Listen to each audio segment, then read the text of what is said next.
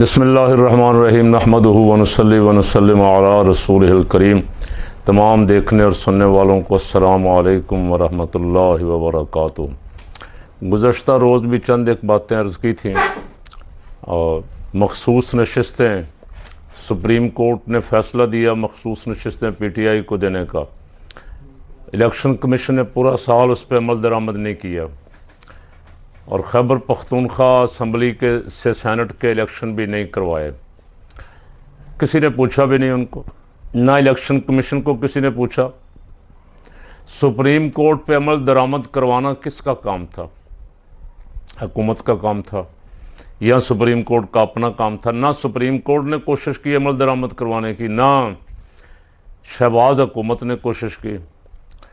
और पूरा साल KP के असम्बली बल्कि 1.5 साल होने को है, वहाँ से सेनेट के नुमाइंदगान सेनेट में मौजूद नहीं हैं और उसकी वजह से ना कौम अपने वज़ीर आज़म का इलेक्शन हो सकता था, ना सदर का इलेक्शन हो सकता था। पूरे सूबे की नुमाइंदगी नहीं सेनेट में, लेकिन धक्केशाही से वो दोनों काम करवा लिए गए।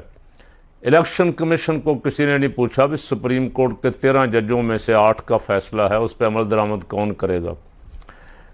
साल सवा साल बाद आके उस फैसले के ख़िलाफ़ रिव्यू करके मर्ज़ी का फ़ैसला ले लिया गया। और मैं पहले अर्ज़ कर चुका हूँ कि बच्चे बच्चे को इल्म था कि फ़ैसला क्या आना है। जो हमें इल्म था वही फ़ैसला आया। फ़ैसला ये आया कि जनाब जिन्होंने कोई सीट नहीं जीती उनको सीटें दे दो। मौलाना ने 3 जीती हैं तो उनको 10 दे दो, नून लीग ने 2 जीती हैं तो उनको 8-9 दे दो। ऐसे जैसे हलवाई की दुकान पे दादाजी की खैरात बट रही, इस तरह नशिस्तें तकसीम की गईं।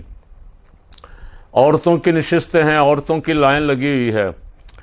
नून लीग के लीडरों के पीछे और PP और JUI के लीडरों के पीछे भाग दौड़ हो रही है। बड़ी बड़ी नामी गिरामी ख़वातीन मेंबर बनना चाहती हैं, ज़ाहिर है बड़ी मराआत हैं।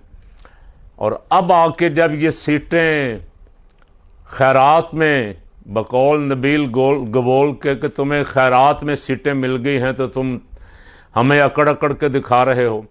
वो खैरात में मिली हुई सीटों की बुनियाद पे अब खैबर पख्तूनख्वा असम्बली में सेनेट का इलेक्शन होने जा रहा है। सूबे को सेनेट में हक मिलने जा रहा है 1.5 साल बाद।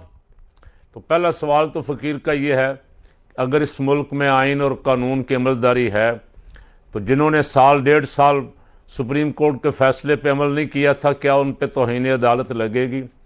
इलेक्शन कमीशन जिसने सुप्रीम कोर्ट का फ़ैसला मानने से इनकार किया उस पर तौहीन अदालत लगेगी? वज़ीर आज़म जिसने अमल दरामद नहीं करवाया उस पर को तौहीन अदालत लगेगी? अब पहला सवाल तो ये है। दूसरा, अब सेनेट का वहाँ इलेक्शन हो रहा है और वहाँ मंडी भी लग गई। पाकिस्तान में असम्बलियाँ गरीबों पे जुल्म करने और ज़बरदस्ती राज करने और सरकारी ख़जाना लूटने का एक बहाना है जमहूरियत। इस जमहूरियत से अवाम को क्या मिला? अवाम ने वोट किसी को दिए, जितवा किसी को दिया गया। रात सारी सुनते रहे कि रियाना डार जीत गई है, अपने सियालकोट में मिठाइयाँ बट गई, ढोल बज गए। सुबह वो सारी रात जिसका मुंह लटका हुआ था, और वो पता नहीं वैसे है ये ऐसा या लटका हुआ ही था, वो ख्वाजा आसिफ साहब वो रात करते थे, आर्मी चीफ को बाजवा को फ़ोन करते थे। उन्होंने खुद कहा पिछले इलेक्शन में कि मैं तो हार गया था, मैंने बाजवा को फ़ोन किया कि मददगार पीरो मुर्शिद दस्तगीर बचाओ बचाओ बचाओ। तो फिर बाजवा साहब मदद को पहुंच गए। इस दफ़ा फिर उनके साथ यही हुआ, अब मदद को पहुंच गए। तो इस जमहूरियत का जो बराए नाम जो एक मजाक है पाकिस्तान में जमहूरियत, इस जमहूरियत के नाम पे कोई कौमी असम्बली का मेंबर, कोई सेनेट का मेंबर, कोई काबीना का रुकन, कोई मिनिस्टर, कोई फलाना मिनिस्टर, कोई टिंगड़ा मिनिस्टर, सब आवाम को लूट मार करने का एक तरीका बनाया हुआ। कोई सिस्टम नहीं, कोई निज़ाम नहीं, जालसाजी।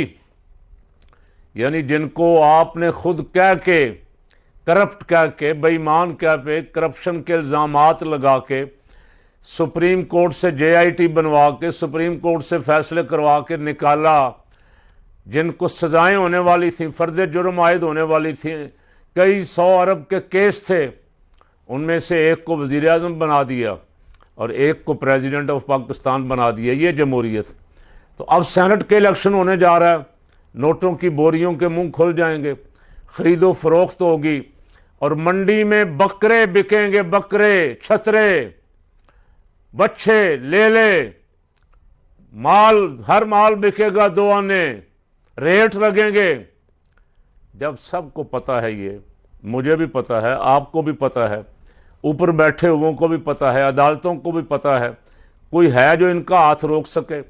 हाँ, जो कवानीन थे इनको रोकने के, पार्टी बदलने के, फ्लोर क्रॉसिंग के, वो सब ख़त्म कर दिए गए कि लूट मार भी खुले दिल से लूट मार करो, कौमी ख़जाना लूटो।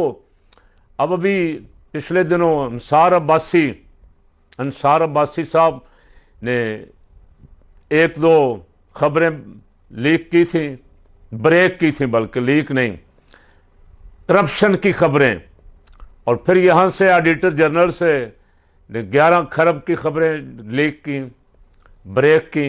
अभी तक उनका शोर पड़ा हुआ है। अब गाड़ियों का कोई नया स्कैंडल आ रहा है, इमरान रियाज साहब उस पर गुफ्तगू कर रहे हैं बड़ी तफसील के साथ। अरबों रुपए के स्कैंडल रोज से रोज आएंगे, इसलिए कि वो कवानीन ही ख़त्म कर दिए गए। इन मेंबरान असम्बली को अब कोई छेड़ नहीं सकता, ये बिकें, ये ख़रीदें, ये फ्लोर क्रॉसिंग करें, ये पार्टी के फैसलों की खिलाफ वर्जी करें। तो अब ये काम शुरू हो गया। खैबर पख्तूनख्वा में मंडी लगेगी और उसने फैसल करीम कुंडी साहब, अगर फ़कीर की बात सुन रहे हो तो तुम गवर्नर हो और तुम वफाक के नुमाइंदे हो, तुम आइन के मुहाफिज हो। आपको ये बात करते हुए शर्म आनी चाहिए थी। उस साफ़ी ने पूछा कि आप कितनी कुछ सीटें आपको तवक्को है, तो जो सीटें उन्होंने बताई, उन्होंने कहा इतने तो आपके मेंबर नहीं। तो कुंडी साहब ने कहा कि साफ़ी ने कहा वोट कौन डालेगा? उन्होंने कहा फरिश्ते वोट डालेंगे। खुदा का खौफ ख़त्म हो गया। अगर खुदा का खौफ ही हो थोड़ा बहुत, तो ऐसी बात करने से पहले 1000 दफ़ा सोचे कि हम किन ओहदों पे बैठे हुए हैं। ये अमानत है, ये अवाम की अमानत है जिस पे ज़बरदस्ती डाका डाल के कब्ज़ा किया हुआ है। और वहाँ काम क्या हो रहे हैं? पहले सिंध में मछली मंडी हुई, वहाँ ख़रीदो फरोख्त हुई जब खान पे अदम एतमाद आ रही थी। 35-35 करोड़, 50-50 करोड़, जितने पे कोई बिका ख़रीद लिया गया। उनका भी दीन ईमान गया, ख़रीदने वालों का भी गया, कौम के साथ भी जमहूरियत के नाम पे धोखा किया। तो अब सेनेट के इलेक्शन होंगे, देखें क्या तमाशा बनता है। पहले तो शोर यही पड़ा हुआ है कि PTI में जो गद्दार हैं उनको टिकट दिया जा रहा है। अब देखें कौन कौन से लोगों का नाम आता है, कौन कौन मौलाना किसके साथ मिलकर खेलते हैं। मौलाना फजलुर रहमान साहब बड़े खिलाड़ी हैं। अब वो भी चाहते हैं कि मेरे सेनेट में मेंबर ज़्यादा हों, मेरा वज़न ज़्यादा बढ़ जाए। हर एक की ख्वाहिश ये है। जिस हुकूमत को वो नाजायज़ कहते हैं, जिस हुकूमत को वो तस्लीम नहीं करते, जिस हुकूमत को वो गैर जमहूरी कहते हैं, गैर शरी कहते हैं, गैर इस्लामी कहते हैं, अब वो उसके साथ मिल के अपने सेनेटर में इजाफा करेंगे या अपोजिशन पार्टी के साथ मिल के। ये चंद दिनों तक पता लग जाएगा। रजब भट्ट का फिर बड़ा शोर पड़ा हुआ है। एक यूट्यूबर है, और यूट्यूबर अक्सर जो हैं इल्ला माशाल्लाह नेक लोगों के सिवा उन लोगों के सिवा जो अच्छी बातें कौम को बता रहे हैं, जो इस्लाह कर रहे हैं, जो तरबियत कर रहे हैं, उनके सिवा बाकी जितने हैं वो अक्सर मरासी हैं, वो नाच गाने वाले हैं। उन्हीं में से एक रजब भट्ट नामी बेईमान खबीस आदमी, मैं तो उसे इस लेवल का नहीं समझता कि मैं उस पर तबसरा करूं, लेकिन उसने हज़रत सैयदना अमीर माविया रज़ी अल्लाह ताला अन्हु की बारगाह में बड़ी गुस्ताखी की, नाज़ेबा अल्फाज कहे, और उसकी जितनी मजम्मत की जाए कम।